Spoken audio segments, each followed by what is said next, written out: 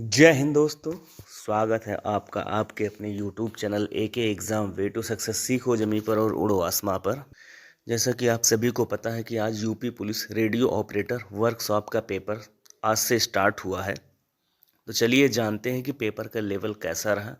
बच्चों के मुताबिक जो बच्चों ने बताया, जो बच्चे पेपर देने गए थे, जिन्होंने बताया कि पेपर कैसा आया है, तो चलिए हम जानते हैं कि पेपर कैसा रहा आज का। उससे पहले यदि चैनल पे आप नए हैं तो चैनल को सब्सक्राइब जरूर कर लीजिए और वीडियो को लाइक और शेयर भी कर। तो चलिए शुरू करते हैं। जैसे कुछ मेरे जानने वाले भी आज एग्ज़ाम देने गए थे रेडियो ऑपरेटर का, तो उनसे भी मेरी बात हुई है और कुछ स्टूडेंट और थे जिनसे मेरी बात हुई है। तो उन्होंने बताया कि ओवरऑल यदि देखा जाएगा तो पेपर इजी टू मॉडरेट आ रहा है, और यदि सब्जेक्ट वाइज देखा जाएगा तो कुछ सब्जेक्ट बिल्कुल इजी आ रहे हैं और कुछ सब्जेक्ट इजी टू मॉडरेट आ रहे हैं। अब सब्जेक्ट में जान लेते हैं कौन सा सब्जेक्ट इजी है और कौन सा सब्जेक्ट मॉडरेट है। तो ऐसे सबसे पहले बात करेंगे हम हिंदी की। तो हिंदी में यदि साहित्य को छोड़ दिया जाए और साहित्य भी बिल्कुल इजी लेवल का आ रहा है, तो 2-3 क्वेश्चन साहित्य लेवल के देखने को मिल रहे हैं और ओवरऑल हिंदी का पेपर बहुत इजी आ रहा है, बहुत ही सरल पेपर आ रहा है इस समय। यदि कोई बच्चा यदि अच्छे से हिंदी की प्रिपरेशन कर रखा है तो आराम से वो गुड अटेम्प्ट कर जाएगा, एक बेहतरीन अटेम्प्ट कर जाएगा हिंदी में।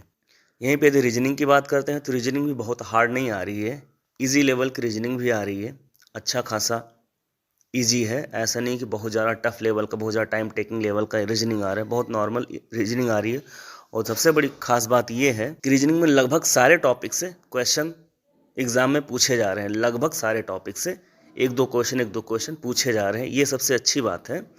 में सभी चैप्टर को वैल्यू दिया गया है, तो सारे चैप्टर से एक दो क्वेश्चन पूछे जा रहे हैं, और ऐसा नहीं है कि बहुत टफ पूछे जा रहे हैं, नॉर्मल क्वेश्चन पूछे जा रहे हैं। अब बात कर लेते हैं मैथ की। मैथ कुछ क्वेश्चंस टाइम टेकिंग थे, जो मेरे जानने वाले भी देने गए थे उन्होंने भी बताया, और जो और बच्चों से बात हुई तो कुछ क्वेश्चन तो टाइम टेकिंग थे। और सारे एग्जाम में यही होता है कि मैथ में कुछ क्वेश्चन इजी होते हैं और कुछ क्वेश्चन टाइम टेकिंग होते हैं। तो मैथ को हम कह सकते हैं इजी टू मॉडरेट।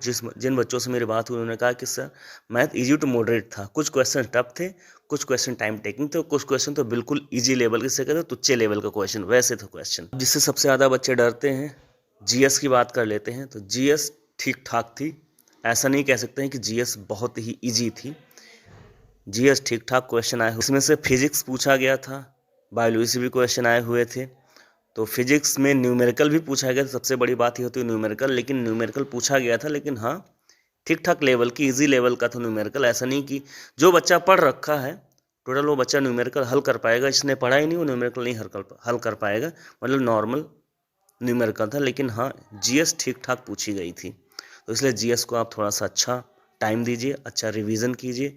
अभी पेपर और बाकी, अभी पेपर कल भी होगा, तो जिन बच्चों का कल है उनके लिए तो यही सजेशन है कि आप जीएस को थोड़ा ठीक ठाक रिवीजन कीजिएगा। करंट की जहाँ तक बात कर लेते हैं तो 6 महीने के लगभग के अंतर करंट पूछे जा रहे हैं। हाँ एक दो स्टूडेंट ऐसे मिले थे जो मुझे बता रहे थे कि शायद 2022 का भी एक आध क्वेश्चन करंट का पूछा गया था। एक आध क्वेश्चन मैटर नहीं करता है, एक आध क्वेश्चन तो कहीं से भी पूछ सकता है, लेकिन हाँ नॉर्मली जीएस करंट 6 महीने के आसपास का पूछ रहे हैं, तो करंट भी आप रिवीजन कर लीजिएगा। इन बच्चों का कल पेपर है, तो सभी बच्चों को बेस्ट ऑफ लक, और पेपर अच्छे से दीजिएगा, और कमेंट में ज़रूर बताइएगा कि पेपर कैसा आ रहा है। इसी के साथ जय हिंद, जय भारत।